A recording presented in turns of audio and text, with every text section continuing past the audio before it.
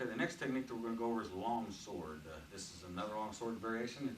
It gets outside the wrist, and what we're doing here is when you're teaching group classes, you can do this. You can teach just the wrist release part of it, like inside wrist, beginning of that, go back to that to refer to this. And this is one here too as well.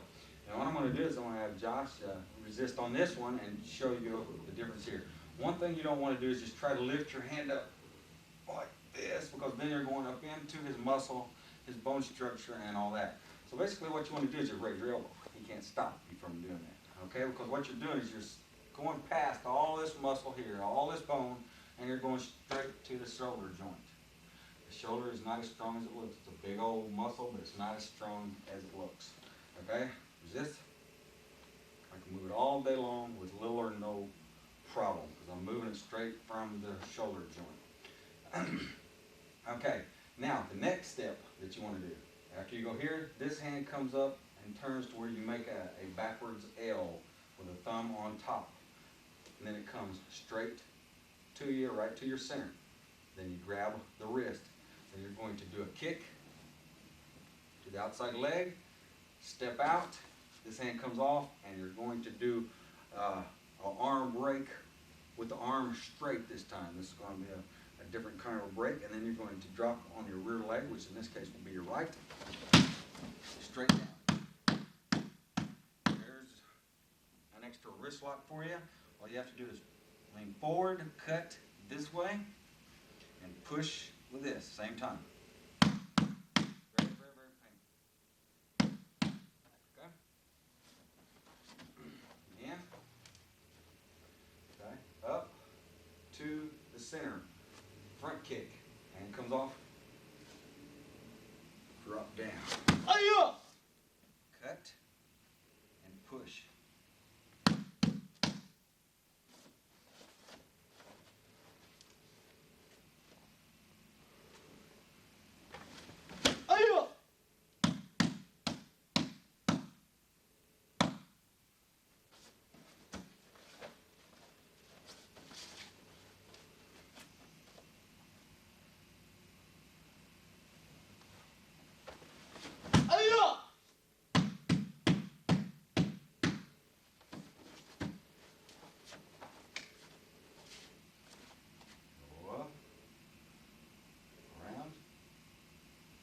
To you, kick, step, come off, hit, get him down to your center, drop, all your center down to the ground.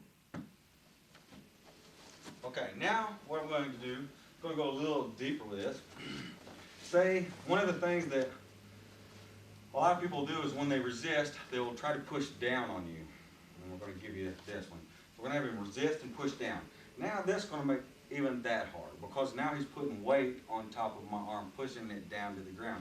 So what you're going to do, go ahead, you're going to drop your center. Sharp drop, arm stays straight, cover the hand, drop. And the hand comes up and you finish doing what it is you was starting to do in the first place. Okay, lean forward with the body weight. Not arm strength. Okay, one more time. Resist, push down. Drop your center. Okay, it's a good little exercise for you to practice in group class.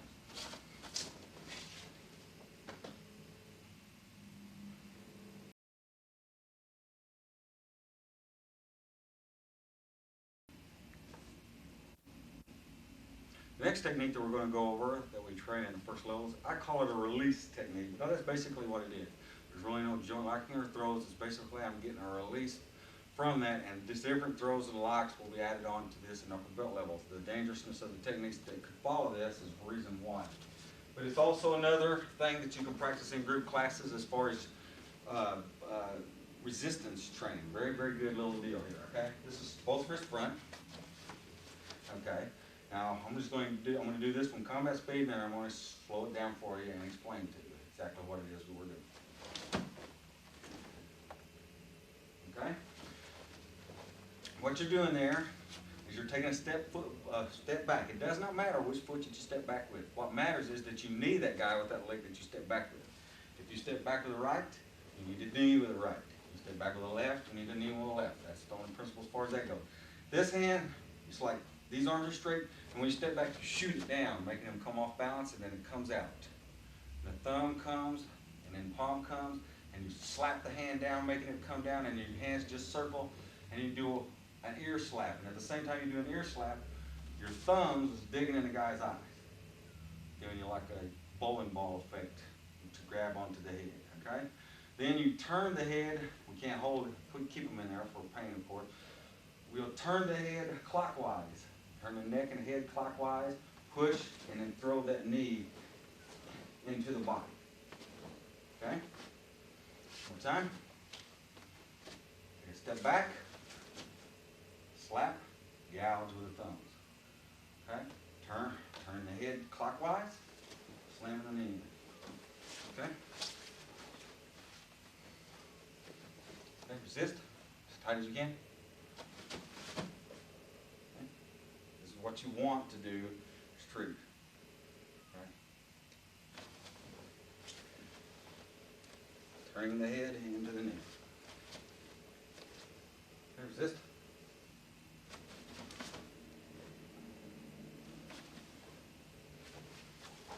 Okay.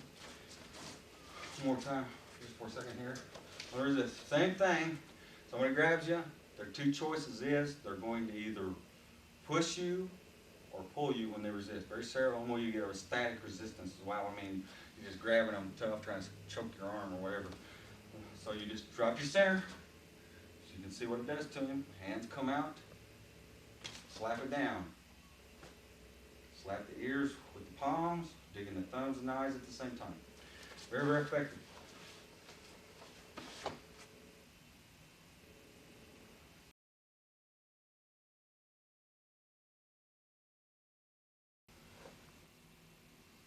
Okay, the next technique that we're going to do is called Cobra. We're going to do it off an inside wrist grab. Okay? This time, this wrist release that you're wanting to do is you're wanting to move your hand is able to move unless he has a hold of it.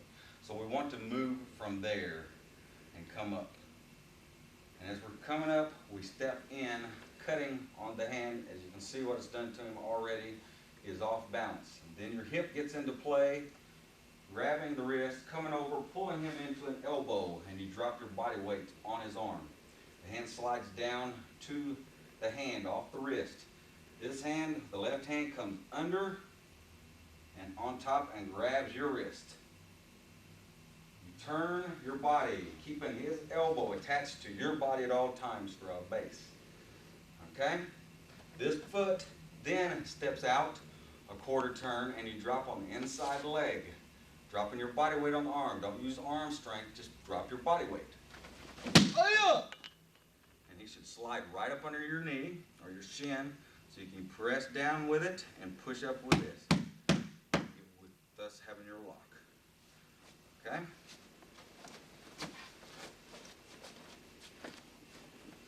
Okay, moving from the hand down, just relax, step forward, cut. Turn your hips. Pull him into an elbow. Now reach under and grab your wrist. Turn. Another thing with this, as you're coming through, you can strike him with this elbow here. Very devastating move. Take the quarter step out. Drop your body weight. You drive up on your shin. Lean your body forward and up. You're keeping his elbow against your body straight up for base. Okay?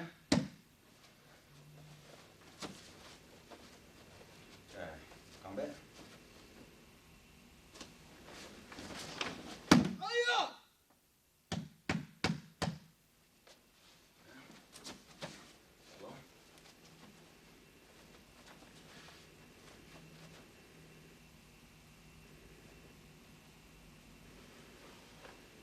I'm talking about dropping my center on his arm. I've got him off balance. Hand reaches underneath his arm, grabs my wrist, grab my wrist. Turning with my hips back where I came from to here, and at the same time this foot is moving out. I drop my center. He goes up under my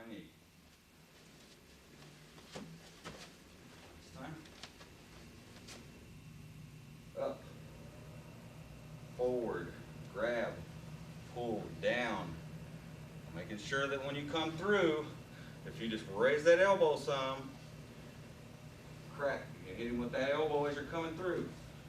Drop down. Hurry up! Lock him.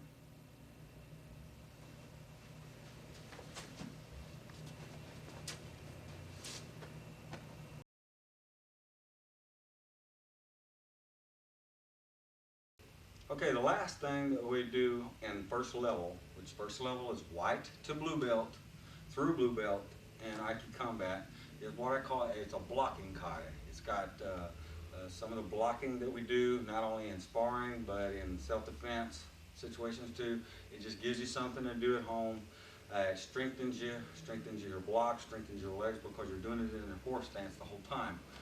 What you want to do, and standing in just a regular position, is you step out with the left leg and go down to horse stance with both hands chambered. Okay, what you're going to be doing first is a right scissor block. This hand's going to parry. This hand comes up, around, and hits. The hand should be right on top of the right in where the bicep and the forearm bends, just like that. Okay, then this hand goes down and this one goes close to the head. This is your first zone block that you learn. You want to keep your elbows in. Then you're going to switch them. This is the second zone block that you'll learn. Okay?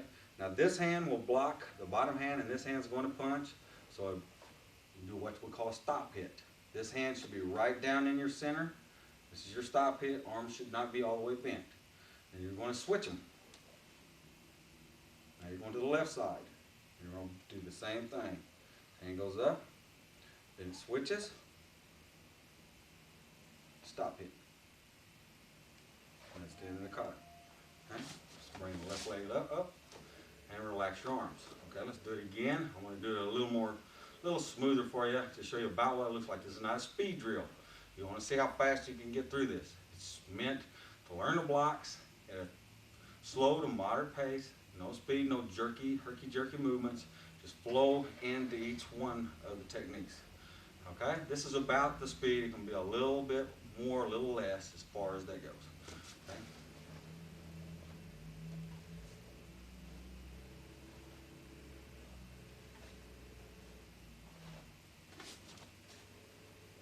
Okay, let's go through it one more time. As the left foot steps out, your both hands chamber. The right hand or the left hand shoots down. Left hand shoots down, and you're going to block. Hand on top. Okay, and this hand's going to come closer to your head as this one goes down. You're blocking the head. This is a zone block. Then you're going to switch them. Then you're going to do a stop hit. Then you're going to come around, go to this side, down, switch, stop hit. Bring it back, step forward, and just relax your arms. Okay? I'm going to have him do it just a few more times. Now you want to be able to do this blocking kata both ways. Start now with the right side and the left side. Okay? Right, as you start out, you'll start out with the right side. But as you get better with it, you'll do whatever side the instructor at the time calls for. Let's say blocking kata starting out left side or right. So you get dexterity, so you get used to doing anything when you hear him say it, that's when you want to start. After that, the speed don't count. You should be able to just step out, and if he says left, this is left. If he says right, you start with the right. Right now, when you first learn it, you want to start out with the right side and go to the left. Okay, ready? Go ahead.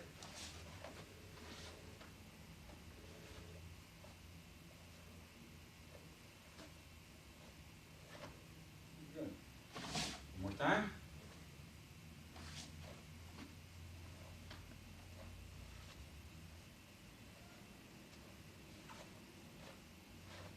Okay, good. Okay, now I'm going to explain this briefly, the zone blocking part of this. So you already understand scissor blocking and stop it, and that's basically your self-defense part of this style. This is more for less for sparring, or you could use it in the street if you're fighting a really skilled fighter. Okay? So let me see, what would be the best thing over this? Right here, say what it does is, what I mean by zone blocking is you're blocking a whole zone of your body. And there's techniques that you can use for real good speed techniques that you could use to back one of these up. If I go like this, and say he throws a round kick or something like this, there's the block that I was doing in the kata. It's just I'm doing it in a side stance fashion instead of the front horse stance. Okay?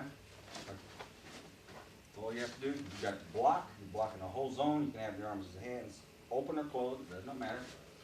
All you got to do is wham, wham, and just throw your back fist, hammer fist, knife hand strike, whatever you want to do in sparring. Or you got this one. Well, I got that zone block that I can do too. That gives me a good fast front leg round kick, snap round kick to the body for sparring. So you got either one of them. Them's two of the faster ones. You can do other things. It just gives you an idea of what you can do with them. This being probably the fastest and easiest one right here with this one here against this particular attack. Okay? One more time. All you have to do is come off the block and hit him. Okay? You can use different combinations, block, use an upset punch to the body. So that's just a little bit of taste of what it is that you can do with it.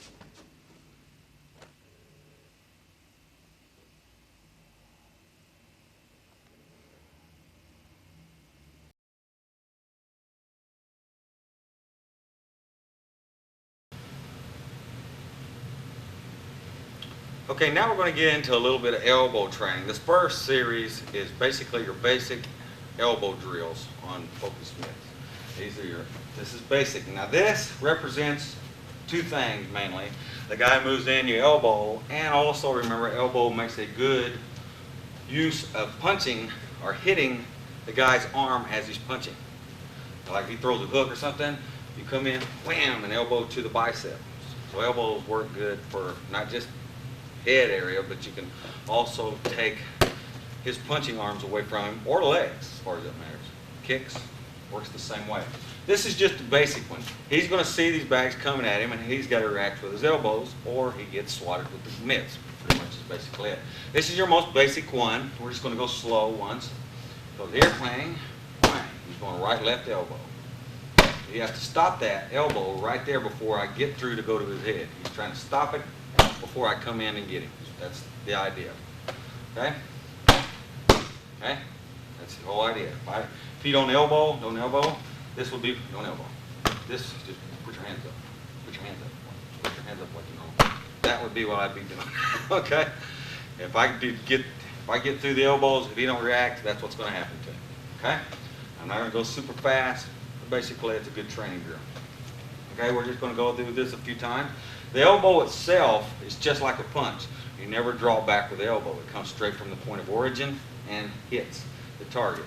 And of course, elbow and forearm is a big misconception. The elbow is the tip of the elbow. This section right here, this is the forearm. We want to hit with the tip of that elbow so we open up what it is that we're hitting. Okay, let's try it again, a little quicker.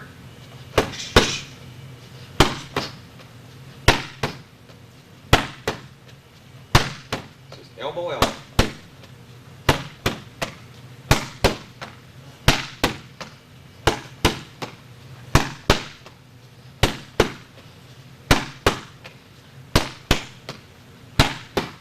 This way.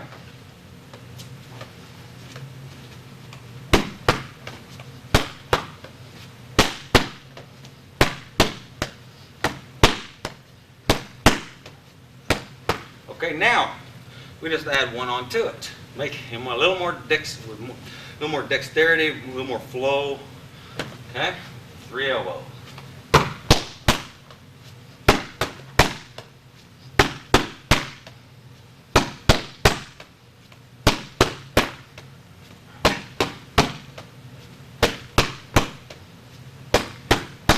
Okay? Just wait a couple times.